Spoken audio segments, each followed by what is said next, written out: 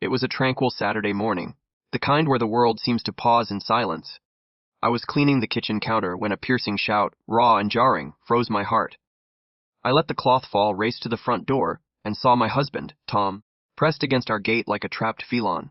His cheek was mashed against the metal bars by three men in tacky navy polos, acting like they'd been too many police dramas. I'm Sarah, just an ordinary woman in a uniformed suburban enclave in Oak Ridge Hills, Texas. Let me tell you, nothing equips you for the sight of your loved one restrained on your own property over a trivial mailbox.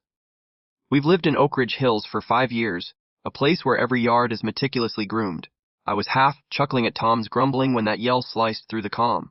Barefoot, still gripping a sponge, I dashed outside and saw three men, self-proclaimed Oak Ridge Safety Squad, acting like they held official authority. One had his knee on Tom's back, another was wrenching his arms, and the third stood there, arms folded, as if supervising a major crime scene. Their polos sported an embroidered, community safety logo in garish white lettering, but they had no badges, no firearms. Just a plastic baton and a radio clipped to a belt, like they'd bought their power online. I shouted, "What on earth are you doing?" "That's my husband." They barely acknowledged me. The one with the radio, a guy with a buzz cut and a smug grin, snapped. He violated HOA Rule 7.1, unauthorized property modification. My heart pounded as I blinked in disbelief. "It's just a mailbox," I yelled, stepping forward, the gravel stinning my bare feet. "You're not police." Buzzcut ignored me, muttering. He disregarded 3 warnings. "This is routine enforcement." Enforcement, Tom was moaning, his face scraped against the gate, his hands pinned so tightly his fingers were pale. I noticed neighbors' blinds flickering, but no one stepped out. No one spoke, as if they'd been conditioned to stay silent under the HOA's control. That's when it sank in. These men believed they could dominate us, and no one would intervene. I dialed the police, my hands trembling. When 2 officers arrived, I thought, finally, this is over. But they sauntered over casually, listening as Buzzcut handed them a clipboard, rambling about community standards. Officer Daniels glanced at Tom, now sitting on the curb, clutching his ribs, and said, "This seems like a civil matter. Take it to your HOA board." I lost it. "They pinned him to our gate over a mailbox?" "He's injured." Daniels just shrugged, as if it was old news. "No deadly force was used. File a report if you want." Tom coughed, wincing, blood on his lip. That moment, his silent suffering, the cop's indifference, shattered something inside me.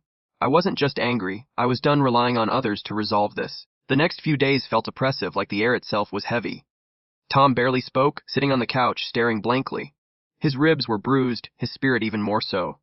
The doorbell camera recorded everything. Tom's groans, my shouts, those fake enforcers acting like they ruled the place. A neighbor across the street filmed it too, and the clips spread like wildfire through the neighborhood chat. Yet no one visited, no one checked on us. The HOA president, who'd turned Oak Ridge into her fiefdom, wasn't there that day, but her influence was undeniable. Linda had stood on our lawn before, clipboard in hand, declaring our fence non-compliant. I didn't argue or shout, I just closed the door, locked it, and stood there, my pulse racing. That night, I pulled out my dad's old Glock, untouched for years since he taught me to shoot on his farm. It felt weighty, grounding, a reminder I wasn't powerless. Peering through the blinds, I spotted them at 9:15, 3 figures in those cursed polos striding onto our lawn like they owned it. One held a measuring tape, another recorded our mailbox like it was a crime scene. Buzzcut was back, smirking, gesturing at the fence. I didn't pause or overthink. I grabbed the Glock, checked it as Dad had shown me, and stepped onto the porch barefoot, hair down, holding it low but firm, finger off the trigger. "Leave my property," I said, my voice steady, like I was asking for the time. They froze. Buzzcut let out a nervous chuckle and said, "Mom, this is an HOA inspection. We're authorized." I cut him off, raising the gun skyward and firing once. The shot shattered the morning like a thunderclap. Birds fled, a dog barked, and Buzzcut's smirk disappeared. One guy stumbled, dropping his clipboard. Another backed up so fast he tripped on the sidewalk. I lowered the gun, not pointing at them, and said, "Touch my husband again, and you'll wish you hadn't." My voice stayed even, unwavering. It didn't need to rise. They didn't argue or challenge me. They grabbed their things and fled, Buzzcut's phone still swinging as he stumbled away. By nightfall, the video was viral. Our doorbell footage, the neighbor's shaky clip. It hit the Oak Ridge chat, then Nextdoor, then Reddit. Texas woman stops fake show cops. Headlined a local blog by morning. Comments flooded in. People sharing their HOA horrors, demanding change, cheering me on. I didn't post or seek the spotlight, but someone had to say enough, and that someone was me. The HOA held a secretive emergency meeting, no residents allowed. Within 48 hours, they dissolved the safety squad permanently.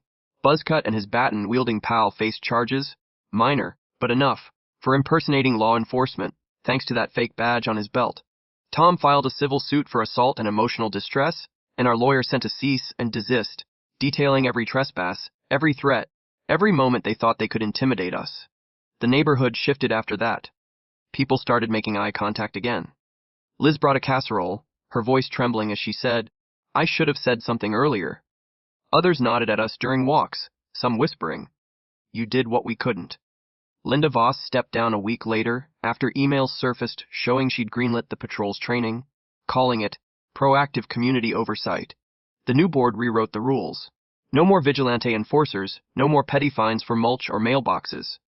Kids played in the streets again, and I heard wind chimes on porches for the first time in years. Tom recovered slowly, his bruises faded, and he started tinkering in the garage, even smiling when we put up a new flag on the mailbox post. But he's quieter now, as if part of him is still out there, pressed against that gate. As for me, I lock the Glock back in the safe, but I check it sometimes. Not out of fear, but as a reminder of who I've become. Not just Tom's wife, not just the woman on Maple Lane, but the one who set a boundary and stood by it. The mailbox still stands, its black paint shining in the sun, a quiet testament to the day we reclaimed our home. Looking back, I wonder if firing that shot, scaring those men, was too much. But then I see Tom's face against the iron, the neighbors who stayed silent, and I know I'd do it again. What would you do if someone trespassed on your property, harmed someone you love, and acted like they owned you? Would you wait for someone else to step in? Share your thoughts below. Tell me your stories, HOA tyrants, meddling neighbors, whatever you faced. And if this resonated, hit that subscribe button. Let's keep the conversation going about what it means to hold your ground.